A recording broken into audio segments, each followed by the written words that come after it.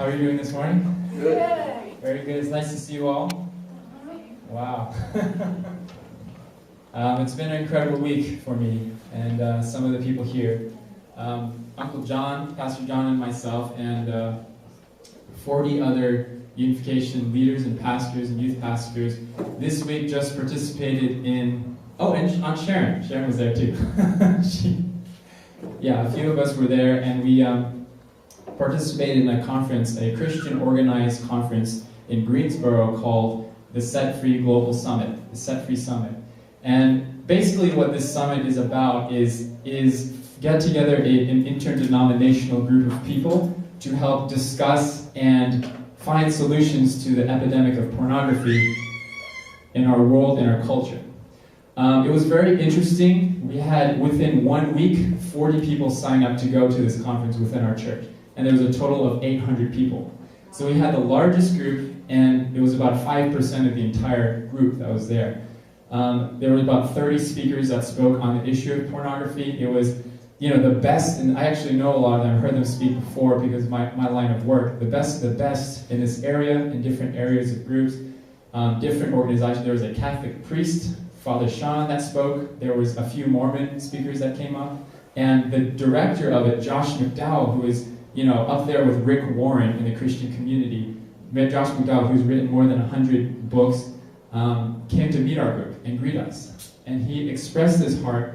He said to us, our group of 40 people, he said, this is not, the issue of pornography is something that, of course, is little discussed and everyone is dealing with in a very secretive way. And it's something that we shouldn't be ashamed of.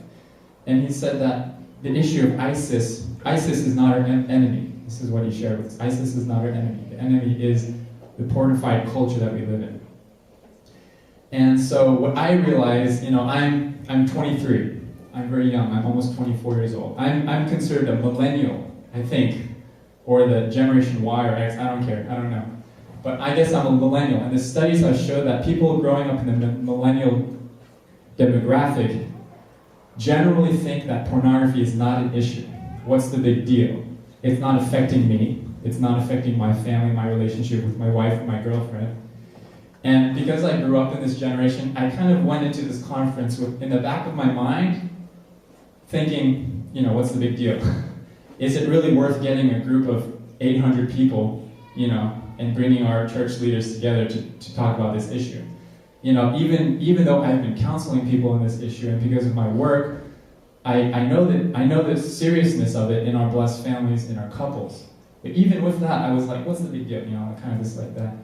And I went to this conference like this, and what I realized and what I've learned is that this is an issue that everyone is very affected by. I mean, we had 40 people who just, gave up their lives for an entire week and decided to go to North Carolina with no information about what this is about, because they dealt with this issue in their families, in their couples, in their own marriage, in their communities, the people that they've counseled on a regular, routine basis. So we all came together and we just discussed about this. And what I realized is that it really does affect everyone, our culture. Even if we're not affected by it directly in our lives, every man and growing amount of women deals with this in some way, or has on a regular basis, or knows people that are dealing with it in a substantial way. And what I'm here to talk about and mention is that the issue is that it's something that is keeping us in hiding. It's something that grows on us and keeps us from sharing it openly and talking about it openly. One of the aspects of it is that there's the people that are using, men and women that are using pornography and giving power to this pornified culture. And on the other side, there's the pornographers. Just look up the stats on how much prostitution and drug use is going on the other side of this. It's actually it sounds very hopeless and daunting. But when you go to when I went to this conference and I heard the testimonies of these people that are in these fields doing real work, who are really changing. There's one group that's something about ending exploitation, sexual exploitation. One group of people, Don Hawkins, she is directly influencing in a huge way the policies, such as 5 different hotels like Hyatt Hotel, the way that Facebook does their policies, the way that Google does their policies. This group of organization is directly influencing that. And it was really inspiring to see how one person and a few people can do real substantial work in this. Anyways, I realized, going to this mindset with what's the big deal? I realized that this is not just a soccer mom thing to complain about. It's not just gotta save the children, we gotta protect the eyes of our children. This is something that is affecting young men, young women, older women in our church, in the Christian church, and everyone in the world. The newest statistics, they did a $250,000 study on the issue of pornography, and they found that 1 out of 3 Americans are dealing with it on a monthly basis. So what that says to me is that because it's such a little discussed topic, this is something that deserves all of our attention. This is something that deserves my attention more than I give it. And it's something that is affecting me and is affecting all of us in a big way. And the point is to not go on campaigns. I don't think we should do that. I just feel like we should be more aware, informed ourselves, and we should be open to sharing about it publicly, right?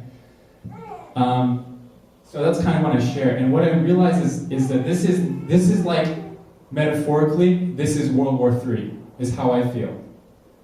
And I've concluded that this is really something that's worth fighting against. And what was interesting about our group, we had an H2 person, we had an H1 person, we had an H7, H9, anyways, people with all kinds of different beliefs and backgrounds. And then we realized it's division, different leaderships, that's all, in the scope of this issue, that's all minute, that's all small. Every community, faith group, every nation and culture in the world is struggling with this on a regular basis. Everyone. I even had an older first generation man come to me during the conference, happily married, happily blessed for many years. And I was really surprised, that this man was struggling with pornography even 6 months ago. That's not to say that, I'm not trying to say that I'm really shocked that you did this. I'm surprised that this is an issue that every man is struggling with. And women, and men and women, come to a place where they either, when they find out or they're confided in about this, they either freak out and say, oh my God, you've betrayed me. I feel like I'm being cheated on, Or on the other side, when we find out, it's like, I have no idea, I don't really care, and that doesn't really help. There's like two sides of the spectrum. But the solution I find is that we're informed so that we know how to deal with it in a real way. And we know that everyone is dealing with this. Everyone is. Everyone is interacting with it somehow in our culture, in our world.